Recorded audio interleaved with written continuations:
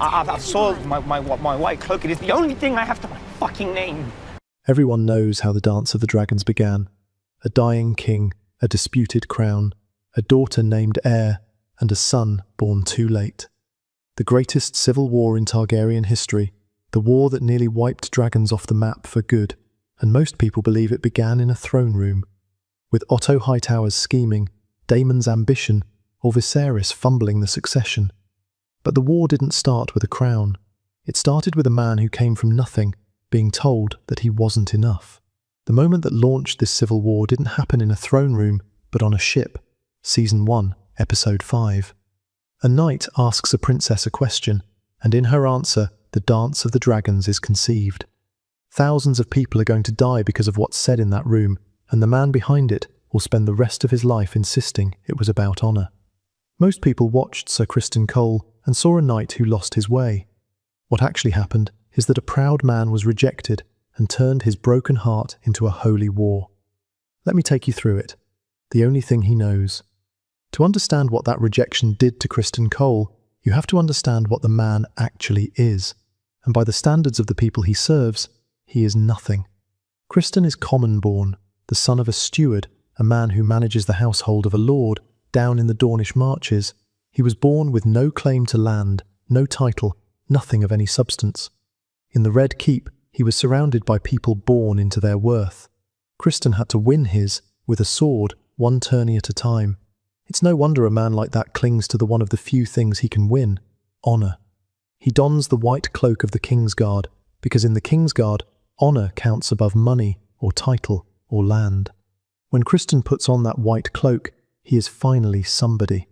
It is, in his own words, the only thing he has to his name. And there is nothing in the world more dangerous than a proud man whose only possession is under threat. Now, one more thing before we get to that bedroom.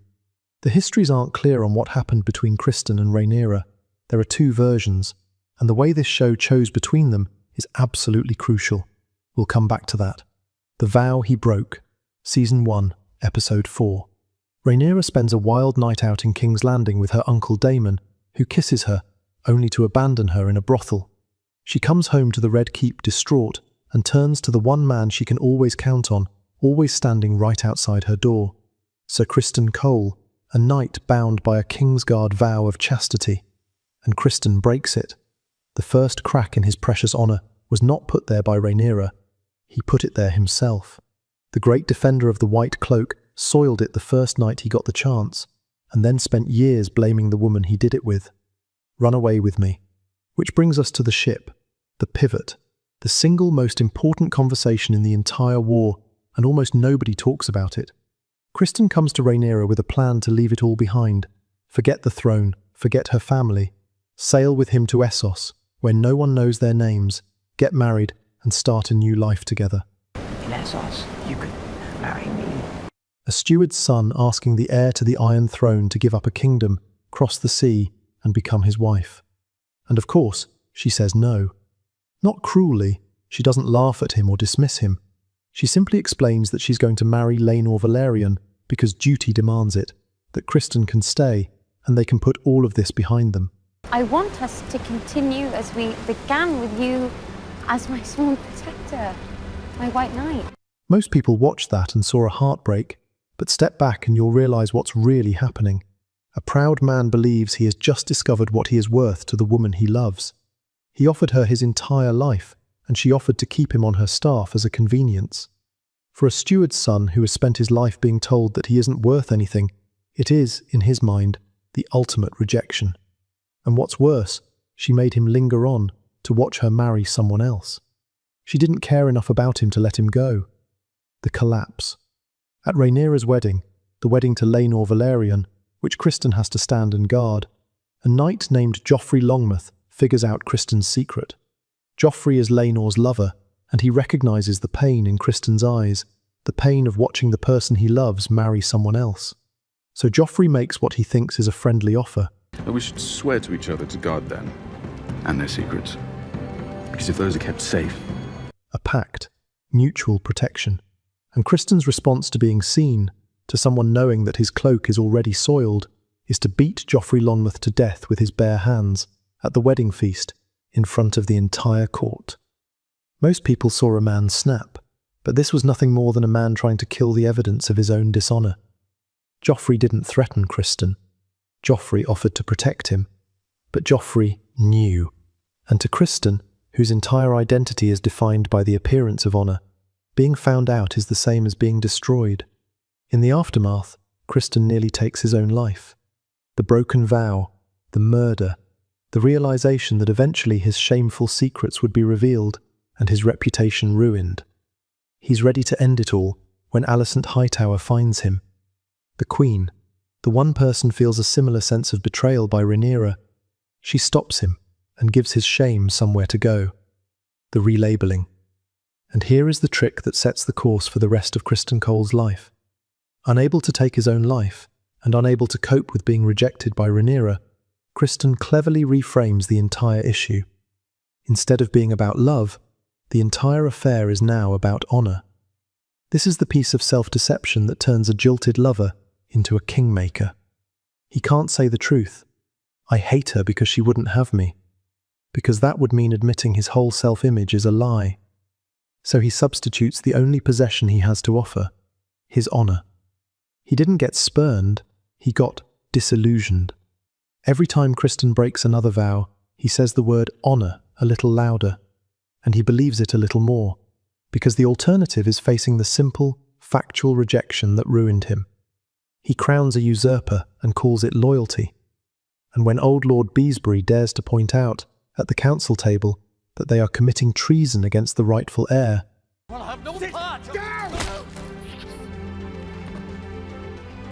Criston kills him for it.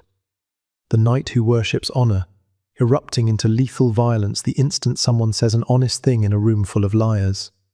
His control is that thin. His pride is that close to the surface. His code is that flexible. A real code doesn't change shape every time it becomes inconvenient.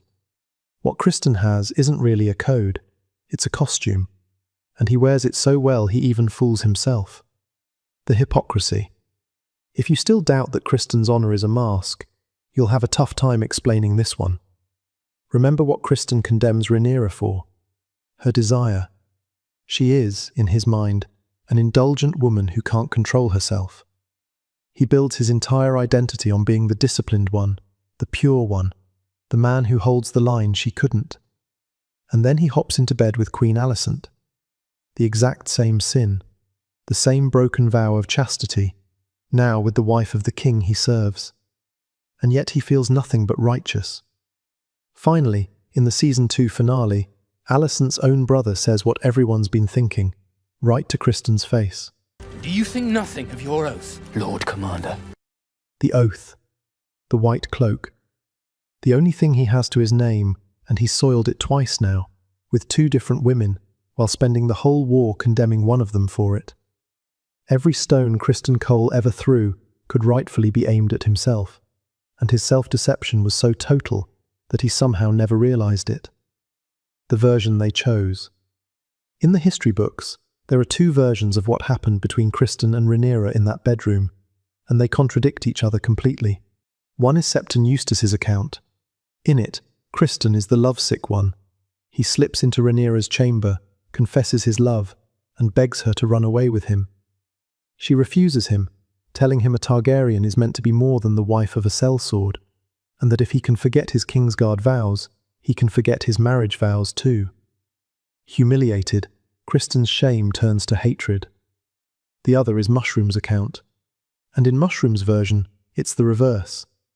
Rhaenyra tries to seduce Criston, to bind his sword to her cause, and Criston, the man of honor, refuses her. He keeps his vow. 2 versions.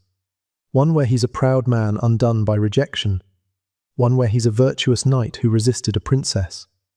The book, deliberately, refuses to tell you which is true. But the show does choose. They invented a night together that exists in neither version. Rhaenyra leading the dance, Criston a willing participant. And then the show goes further than Eustace ever did. They had him beg her to destroy her life and throw away her crown for him. This was never a tragic night torn between love and duty. This is a man who took "she wouldn't have me" and slowly, carefully, turned it into "she is unfit to rule," and convinced himself the two were the same. What the war actually was, the dance of the dragons, thousands dead, a dynasty gutted, the dragons themselves driven to the brink of extinction, traces back to a proud man's wounded heart and his refusal to call it what it was. Now, I know the objection because it's a fair one. The war had many causes. Otto's ambition, Daemon's violence, Viserys naming an heir and then siring a son who could challenge her. And that's all true. The kindling was stacked for years.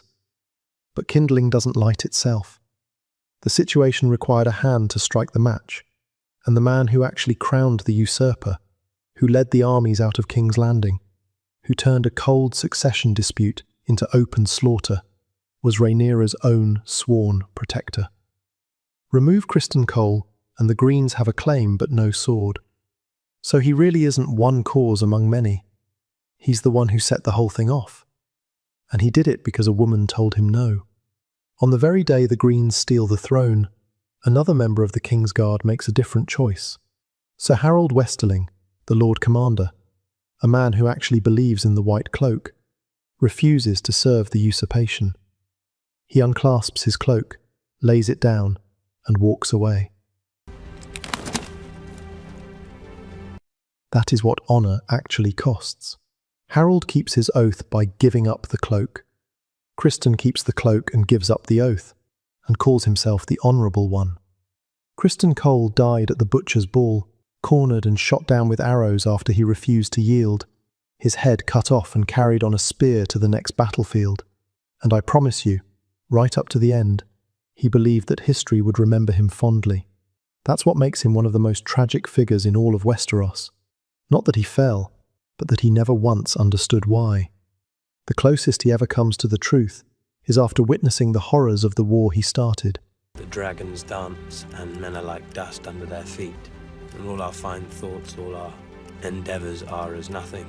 We march now toward our annihilation. The man whose only possession was honour, admitting at the end that it was worth nothing at all.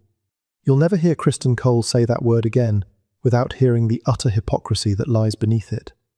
The next time you watch him invoke his duty, his vows, his sacred white cloak, you'll know exactly what he's covering. Shame and bitterness, because a woman rejected him.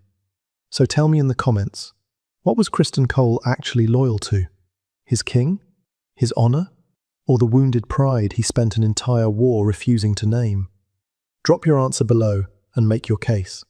And if you want more of these, the moments everyone reads one way that are something else entirely beneath the surface, then subscribe, because the people who start these wars almost never admit why. And pulling that thread is the whole reason we're here.